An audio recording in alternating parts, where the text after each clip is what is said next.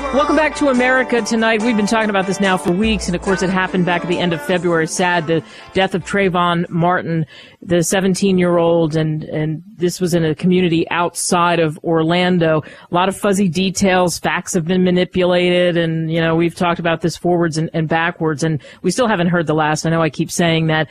The latest today is they've got some digitally enhanced video that seems to show that George Zimmerman might have actually had some wounds and whatnot. And of course, he's the guy who was the self-proclaimed neighborhood watch man who was trailing Trayvon Martin, and we know all those details. So we'll sort that out later here on America Tonight. One of the things that came out of this is, and I was talking about this when I was in Washington, D.C., that there was actually a march in D.C., then they were calling it a million-man hoodie march. And all of that goes back to the same thing, because remember, one of the things that came out of the Trayvon Martin death, his killing, is the fact that he had a hoodie on, and that was one of the descriptions. So now all of a sudden, this has become maybe sort of an unlikely symbol, as it was described in the Miami Herald, a way of expressing for these people who are just dumbfounded by what happened, sort of solidarity over this, and now not just in Washington, D.C., but in some of these protests all over Florida, and even in that neighborhood, we've seen that that's been part of what people have worn and what they've done. We even had a congressman who stood on the floor and got chastised for doing that, for throwing up a hoodie. But as I said, we're not anywhere close to sorting out everything that happened here. It does bring into question, though, a sensitivity issue of cultural differences, of understanding, maybe like the hoodie, for example. That was part of what came out of here. Remember, he was wearing a hoodie, he was carrying a bag of Skittles and an iced tea that he had gotten from the convenience store. So was there a misunderstanding because of the description of it? So it goes back to the diversity that we have in our culture, and then understanding, you know, what you see. Royland Reed joins us now. We've had her on before. She's terrific diversity training expert. She's part of the CMI team. Royland, thanks for coming back on to America Tonight. Hi, Kate. Glad to be with you. So you heard in my description there that, you know, there's a lot of things that have to be sorted out with this. But one of the things we know is that the shooter told the police that the boy was wearing a dark hoodie and he looked suspicious and he thought he was up to no good. So this, I think, goes right to the heart of what you do, the whole diversity the whole diversity that we have in this country, and understanding that what I look at and what you look at is different from what somebody else looks at. And do you think that may have played into a part of this? You know, Kate, I agree with that wholeheartedly, and even just what you were saying before, because we know hoodies don't kill, people do. So what happened here, even with everything, and as you mentioned, everyone's trying to sort out the details, but when you see perception and fear and you don't have all the facts, you know, it can just be a powder keg. You just see, even too, when you look at diversity, not only in that specific instance, but you look at what's happening in our country.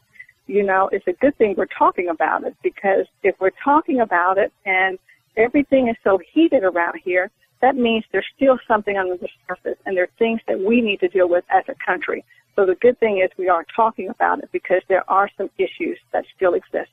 Yeah, I agree with you. When you go in, and is that part of it? So when you go in and you talk to companies, do you see that? I mean, because of course we all come from different backgrounds and makeups and perceptions. You can't help it. Because I always say this, we're not like pieces of paper. We're not flat. We all are shaped by the way we're raised and our encounters. It's just a natural thing. And Royland, it's interesting to me. It always perks up my ears when somebody says, oh, no, they're completely unbiased. Because I think that all of us have to kind of work on that, because we all have a natural biases towards certain things. Do you think that's true? Yeah, that is absolutely true, because we as humans just make assumptions. A lot of times we just look at what's out, you know, on the surface. Even when we look at fashions or so often we as humans, we make a snap judgment about someone in seconds. And then when we go forward from there, we're just validating what we observe or what we've already assumed about someone. So that is just a human nature, and we all have to face that. But even though that is a nature that we do as humans, we can stop and think, evaluate our actions. And that's one thing we always have to constantly run through our filters, and we have to all face we all can be biased and make assumptions. And so that's where we have to start. Yeah, absolutely. Do you think this is something that should be taught in the schools? Because certainly kids see this too. I mean, there's all kinds of, whether it's elementary school or in high schools. I don't remember, we never had that training. We never talked about that. But I don't think that would hurt to have some of those kind of discussions in the classroom. Do you think they belong there? I think classrooms are good, and just every day as we move forward. But a lot of times with kids get it from home.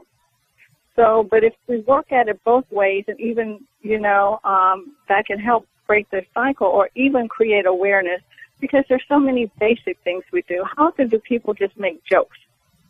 And, and we were talking about it, how it can happen on a negative side, but we can even look at it on a positive side, where we make assumptions and even look at, the insanity that was going on. Even though that was positive, there were a lot of basic stereotypes or assumptions made because of someone's ethnicity.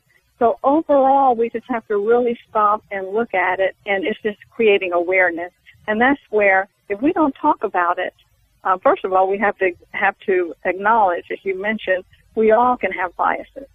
But two is acknowledge, if we continue to talk about it and be aware of it, then not only we are aware of it for ourselves, but we can help one another along the way. Because if someone makes a joke, do you stand around and you just kind of chuckle, even when you know it's wrong?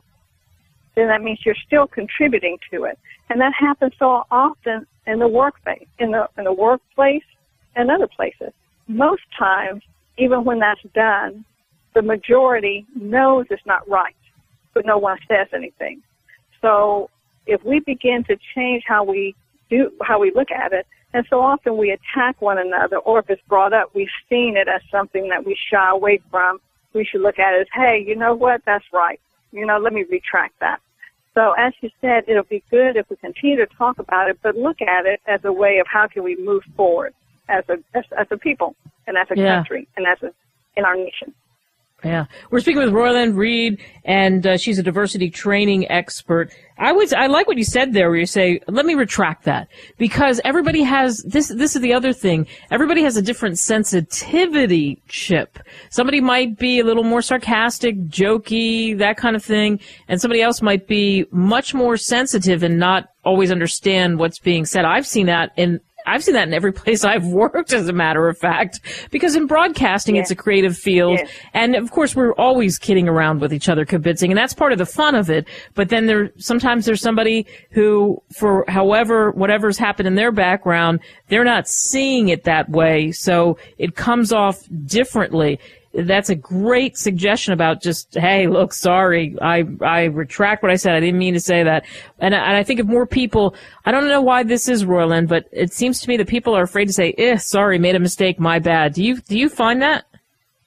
And you know what? That really is true, because on the other side, too, Kate, we have to allow people to make mistakes and allow people to correct their mistakes.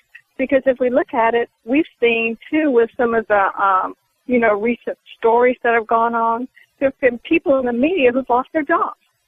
Yeah. And so therefore, if your job is on the line, or your reputation, or even other social things, you're going to be more apt to shy away from it. Then we push it under the rug more, and then we don't talk about it. It's like a scab, that never heals. So everyone has to look at that as well. Of course, now with social media, it's a whole new ball game. Because, with that social media going viral, that can affect, ratings and products that people buy. So therefore, just with how our country is with communication is different. But we all have to stop. So not only those who are watching what we say, but also sometimes we as people need to be more tolerant in terms of allowing someone to retract or say I was wrong and let it go on. Yeah. Do you think, because we started this talking about the hoodie, because the hoodie became this symbol all of a sudden, that I saw something with Geraldo Rivera, who said that African Americans and Hispanic teenagers should stop wearing hoodies because they're inviting themselves to be targets. Now, I'm going to say I disagree with that. That's taking it to the other end. How about, can we just not wear hoodies or can we just wear hoodies or not wear hoodies? Because I know plenty of people that have them. I went through my closet, Roland, and I run or I walk. I've got 3. Yes, absolutely. And if you think about it, hoodies have been around for a long time. If it's become a craze, that's one thing. But the unfortunate thing is, even like with Geraldo, what are you saying? It'd be different if you said, let's all stop wearing hoodies. But how do you think that makes, certain kids of certain ethnic groups that you can't wear them because of perceptions that might happen, not based on your actions, whereas it's not equal across the board. So even with that, just stirs up something. It may be true, at least in this instance, but we've got to still talk about it and take it head on versus just say, hey, continue on with this pattern. But I think one thing Geraldo said is, he said what a lot of times people talk about in their small circles. And that's one thing to talk about it, but when you go out, you got to finish the thought. You can't just leave it there and just saying, hey, these two groups need to do something about it. And I think one thing we saw, at least based on what the media was saying, is Geraldo's son did not agree with him. So he fell in that category. He said, hey, Dad, I don't agree with that. This is how it makes me feel. Right, exactly. Great stuff. Some good tips there. Remember, don't be afraid to say that, hey, my bad. Roland Reed, diversity expert, CMI team, thanks so much for coming on America Tonight. Thank you, Kate. Always a pleasure.